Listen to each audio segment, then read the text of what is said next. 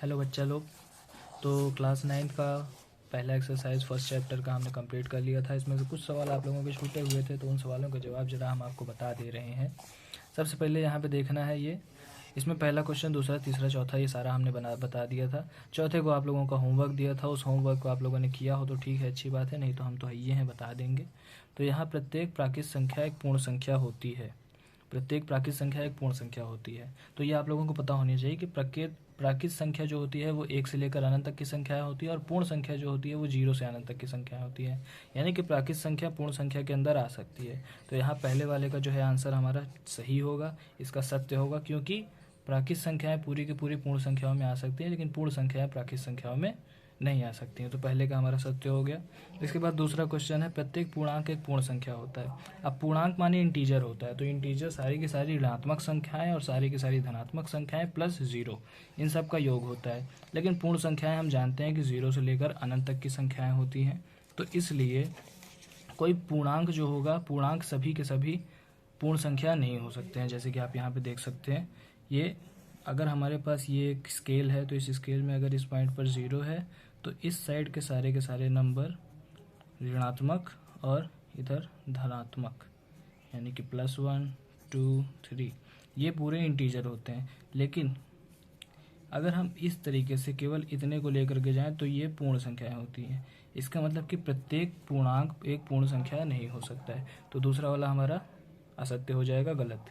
इसके बाद प्रत्येक परिमेय संख्या एक पूर्ण संख्या होती है। अब परिमेय संख्या में ऋणात्मक, धनात्मक, शून्य सब संख्याएं आ सकती हैं, लेकिन पूर्ण संख्याओं में केवल शून्य से लेकर के अनंत तक की संख्याएं आती हैं। तो इसलिए ये लास्ट वाला भी हमारा गलत होगा। अब आ जाते हैं दूसरे वाले एक्सरसाइज पर, दूसरे एक्सरसाइज 1.2 पर।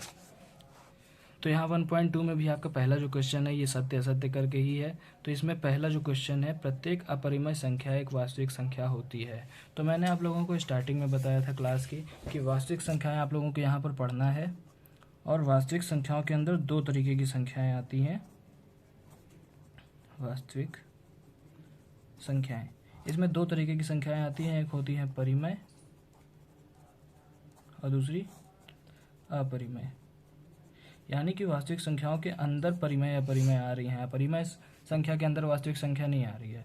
तो इसलिए ये जो पहला वाला है, इसमें अपरिमेय संख्या एक वास्तविक संख्या होती है, तो ये बात सही है यहाँ पर। इसके बाद संख्या रेखा का प्रत्येक बिंदु √m के रूप का होता है, जहाँ m एक प्राकृत संख्या है। तो हाँ, ये सही है, लेकिन प्राकृत संख्या है। प्राकृत संख्या का मतलब कि हमारा जो प्राकृत संख्या होती है वो केवल धनात्मक 1 से लेकर के अनंत तक होती है, 1, 2, 3। लेकिन संख्या रेखा पर हम ऋणात्मक संख्या को भी प्रदर्शित करते हैं, शून्य को भी प्रदर्शित करते हैं। इस तरीके से हम यहाँ सभी नंबर को यहाँ प्रदर्शित करते हैं। लेकिन अगर प्राकृत संख्या की बात आएगी तो प्राकृत संख्या में केवल धनात्मक संख्याएं आएंगी। तो इसलिए ये भी हमारा असत्य हो जाता है, इसको हमें असत्य रखना है। प्रत्येक वास्तविक संख्या एक अपरिमेय संख्या होती है। अब मैंने अभी आप लोगों को पहले क्वेश्चन में बताया कि अपरिमेय संख्या वास्तविक संख्या हो सकती है, लेकिन वास्तविक संख्या अपरिमेय संख्या सभी नहीं हो सकती हैं, क्योंकि वास्तविक संख्याओं के अंदर ही परिमेय और अपरिमेय दोनों संख्या आती हैं। तो ये हो गया हमारा सत्य का पोर्शन। इसके बाद, क्या सभी धनात्मक पूर्णांकों के वर्गमूल अपरिमेय होती हैं? यदि हाँ, तो ऐसी संख्या का वर्गमूल के उदाहरण दीजिए जो परिमेय संख्या है। तो इसमें क्या सभी धनात्मक पूर्णांकों के वर्गमूल अपरिमेय होते हैं? धनात्मक पूर्णांकों के वर्गमूल अपरिमेय होते हैं? जी हाँ, होते हैं। एक सेकेंड। जी नहीं। तो यहाँ प्रत्येक धनात्मक पूर्णांकों के वर्गमूल अपरिमेय नहीं होते हैं। जैसे अगर मैं 2 का लूँ तो 2 का अंडर रूट जो है ये एक अपरिमेय संख्या है, अपरिमेय संख्या है। लेकिन अगर मैं कोई ऐसी संख्या लूँ जिसका पूर्ण वर्ग बन सकता है, जैसे मैंने अगर यहाँ पर 4 लिया और 4 का मैंने अंडर रूट कर दिया तो ये 2 आ जाएगा, तो ये एक परिमेय संख्या है। इसके अलावा मैंने अंडर रूट 9 लिया तो ये 3 आ जाता है, ये भी एक परिमेय संख्या है। लेकिन अगर मैं 10 ले लेता हूँ तो 10 लेने पर ये आ जाएगा 2√5, तो ये जो है ये आपकी एक अपरिमेय संख्या है। सॉरी, ये 2√5 नहीं आएगा, एक सेकेंड, 10 को हम नहीं लेते हैं, कोई और 15, ये भी अपरिमेय संख्या होगी। लेकिन ऐसी बहुत सारी संख्याएं हैं, जैसे कि अगर हम √16 लेते हैं तो इसका आंसर 4 आता है, तो ये परिमेय संख्या है। तो इस हिसाब से ये प्रूव होता है कि सभी धनात्मक प्राकृत संख्याओं का वर्गमूल अपरिमेय नहीं होता है। ठीक है, इसके बाद अगला क्वेश्चन। अब अगला क्वेश्चन में आप लोगों को यहाँ पर दिखाया जा रहा है, दिखाइए कि संख्या रेखा पर √5 को किस प्रकार निरूपित किया जा सकता है। तो इसमें थोड़ी सी कलाकारी लगेगी, कलाकारी के लिए आप लोग तैयार हो जाएं।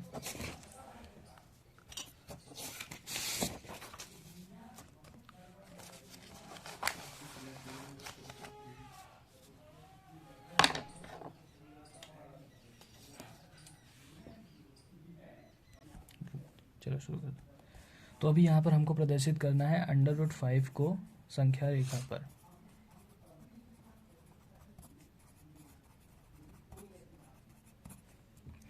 अब इसको समझने से पहले आप लोग √2 को, √3 को, इन सबको संख्या रेखा पर देख लीजिए।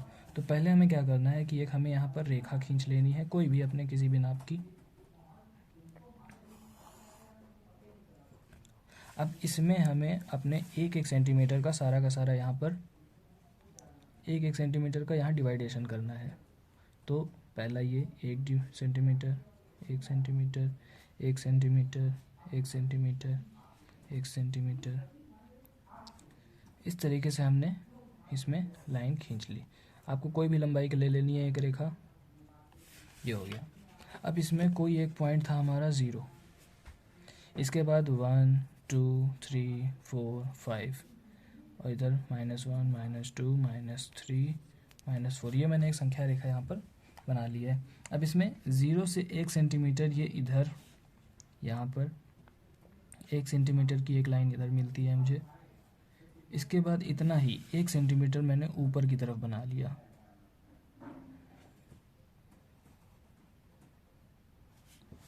अब आप लोगों को पता होना चाहिए कि ये जो लाइन होगी इसका क्या मान होगा। तो इसका मान निकालने के लिए हमारे पास एक थ्योरम होता है, पाइथागोरस थ्योरम, पाइथागोरस प्रमेय, पाइथागोरस प्रमेय। पाइथागोरस प्रमेय ये कहता है कि कर्ण का स्क्वायर बराबर लंब का स्क्वायर प्लस आधार का स्क्वायर। तो अब यहाँ पर अगर मैं कर्ण का स्क्वायर बराबर लंब मैंने 1 लिया हुआ है और आधार भी मैंने 1 लिया हुआ है, तो यहाँ पर इसका जब स्क्वायर करूँगा तो यहाँ पर ये 2 आ जाएगा टोटल, 1 + 1 = 2। और कर्ण का स्क्वायर हटा तो यहाँ पर 2 अंडर रूट में आ जाएगा। तो इसका मतलब कि ये जो है ये कर्ण, इसका मान हमें √2 मिलेगा। तो ये हो गया यहाँ पर √2। इसके बाद अब हमें एक प्रकार लेकर के इतनी दूरी को यहाँ पर नाप लेना है। ये दूरी हमको यहाँ प्रकार से नाप लेनी है और इसको ऐसे एक चाप लगानी है अपनी संख्या रेखा पर।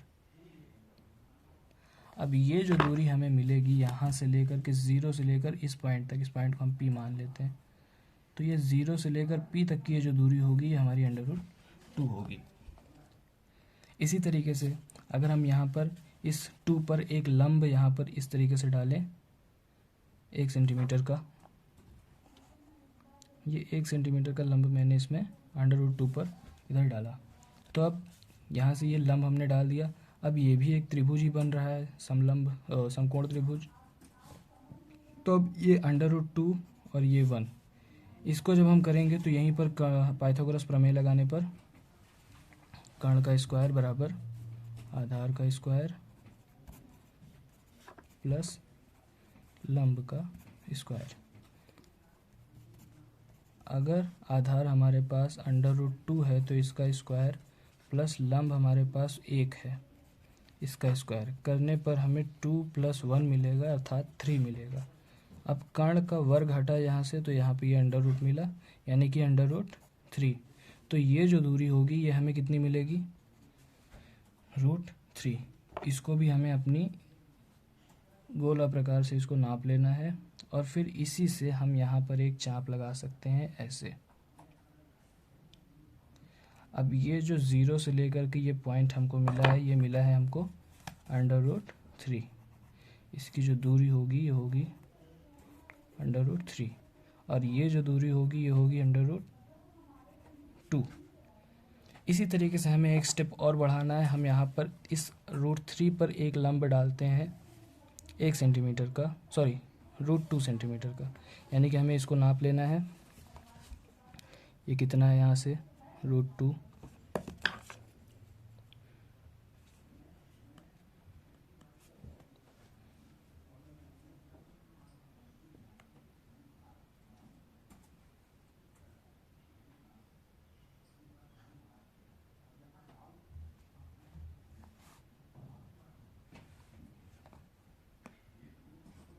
इस पर हमने ये एक लंब डाल दिया। इसकी दूरी जो है ये √2 है। अब इसको जब हम यहाँ इधर देखेंगे तो ये भी एक समकोण त्रिभुज ही बन रहा है। अब √2 हमारा आधार हो गया। यहाँ ऊपर देखिए, कर्ण का स्क्वायर बराबर आधार का स्क्वायर प्लस लंब का स्क्वायर। तो इसको करने पर हमारा जो कर्ण का स्क्वायर और आधार हमारा √3 है, इसका स्क्वायर, लंब √2 है, इसका स्क्वायर। इसको करने पर हमें यहाँ आगे मिलेगा 3 + 2, क्योंकि √3 √2 कटने पर यहाँ पर इसका 3 और 2 मिल जाएगा हमको। तो कर्ण का जब हम वर्ग हटाएंगे तो यहाँ ये √5 मिल जाएगा। अब ये जो दूरी है ये दूरी हमारी √5 है। इस दूरी की अगर हम यहाँ पर एक चाप लगा दें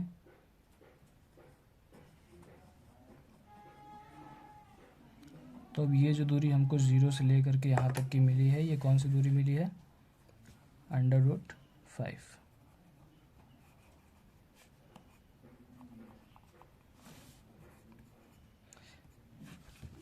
मज़ा आया? समझ में आया? अगर आप लोगों को समझ में आया हो तो बहुत अच्छी बात है। अगर नहीं समझ में आया है तो फिर से आप लोग कमेंट करिएगा, मैं फिर से इसको बता दूंगा विस्तार से। केवल ये एक ही क्वेश्चन में कई टाइप से यहाँ पे बता दूंगा। इसके बाद एक लास्ट आपको ये क्वेश्चन बचता है यहाँ पर, कक्षा के लिए क्रियाकलाप। तो जो मैंने अभी आप लोगों का सारा कार्यक्रम यहाँ पर बताया है, यही सारा कार्यक्रम आप लोगों को अपने से करना है इधर।